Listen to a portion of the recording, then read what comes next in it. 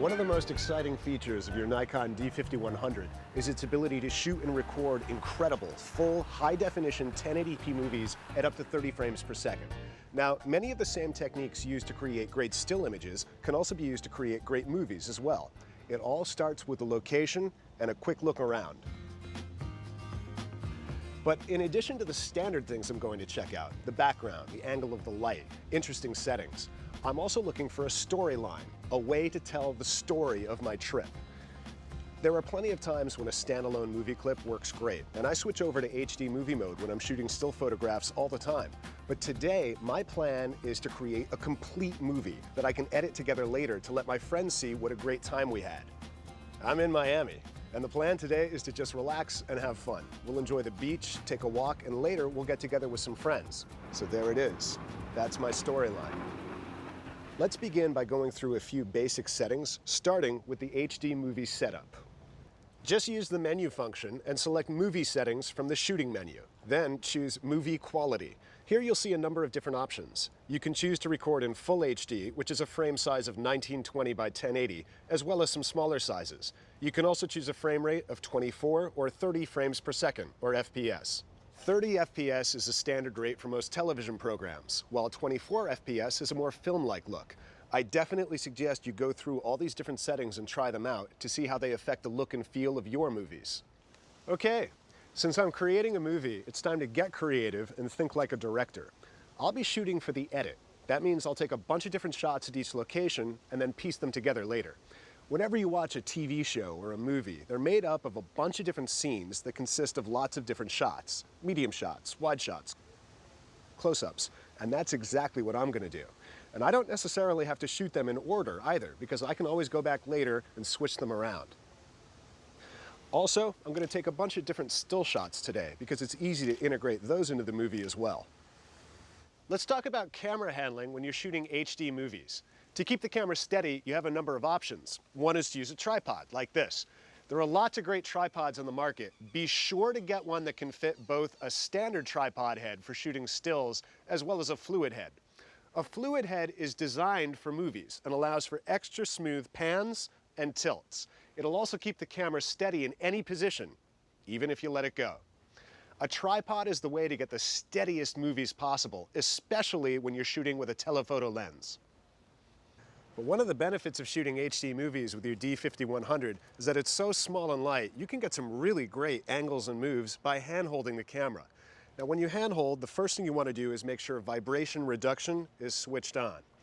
When you're hand-holding, you're going to want to brace yourself. Now, here's a little trick I like to use. Just pull the strap taut against the back of your neck, like this, and you're good to go. But standing and shooting is only one option. Moving the camera when you're shooting adds another dynamic look to your movie, and it's so easy to do. Just take a breath, start recording, and then carefully move the camera from side to side or up and down, and you'll get some very creative looking movies. The Vari-Angle display lets you get some amazing angles from down low or shoot from above your head and still easily see your frame just by tilting the display. When I'm creating HD movies, I can take advantage of many of the same modes and effects that I use when I'm taking still images. By simply using the mode dial, you can select any of the scene modes, such as sports, portrait, landscape, and close-up, as well as the P, A, and M modes, and the in-camera special effects. Now, here's a great opportunity. I want to get some movies of my friend riding around on the water. So I'll start by putting the camera in sports and activating the live view, so that I can easily frame up my shots. To start to record, I just press this button here, and to stop again, I just press it again. To watch your movies, just press the playback button here, and then use the multi-selector to pause, rewind, fast forward, and play again. One of the benefits of shooting movies with your D5100 is full-time autofocus. The focusing options are the same as when you take stills while using live view. To choose a focus mode, press the I button. Then scroll over to the focus mode setting, press OK, and now you can choose from 3 settings. AFS is for stationary objects. AFF, or full-time autofocus, is for moving subjects. And then MF is manual focus. I can also select an AF area mode. For instance, I can choose between face priority that detects and focuses on multiple faces at once, or subject tracking that lets me position a focus point on a subject and then locks focus on that subject as they move around the frame. Since there's a lot of motion here, I'm using the full-time autofocus and subject tracking. Another essential part of recording movies is good quality audio.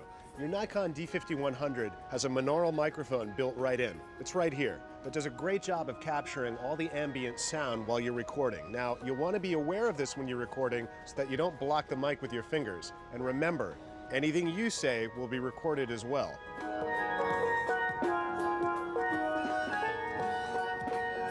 But to get even more focused sound, you can pick up one of these. It's the Nikon ME1 auxiliary stereo microphone.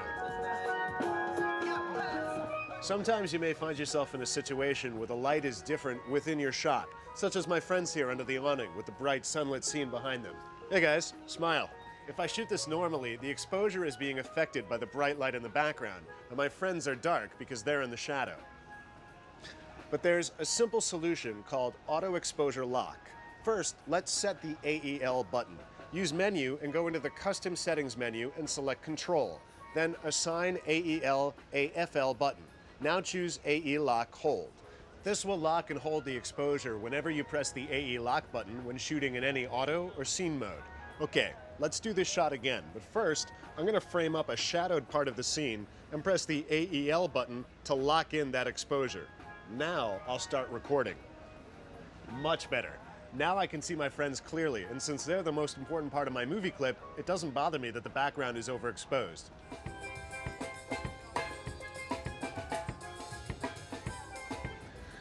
Many of the effects that I use when shooting stills can also be used when recording movies.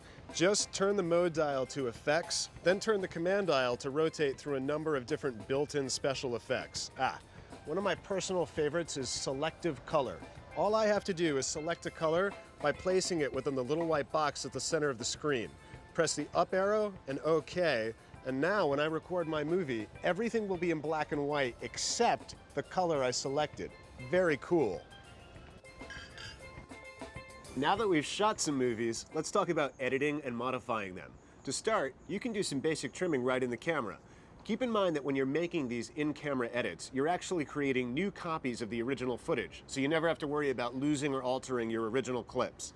First, select a movie that you want to trim, like this clip here that has some camera shake in the beginning. Play the movie and press pause, the down arrow, at the frame that you want the new movie to begin. Press the AEL button to activate the Edit Movie menu. Now, scroll down to Choose Start Point and press OK. Press the up arrow and select Yes and OK to save the edited copy. Now you'll have a copy with the beginning trimmed off. You can also save a single frame of your movie as a still image. Just play back your movie and pause on the frame you want to save.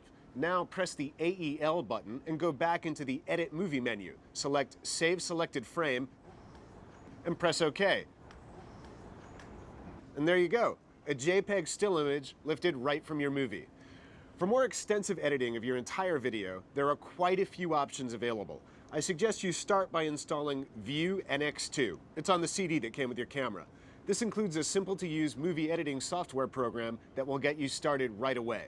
Other software programs are also available from a number of different sources, but no matter which video editing software you use, the basic techniques are the same.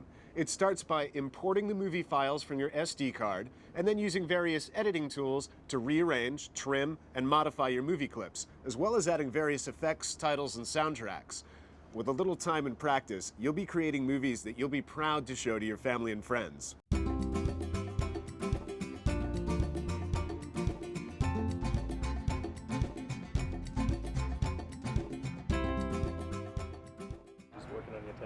Exactly. More like my sunburn.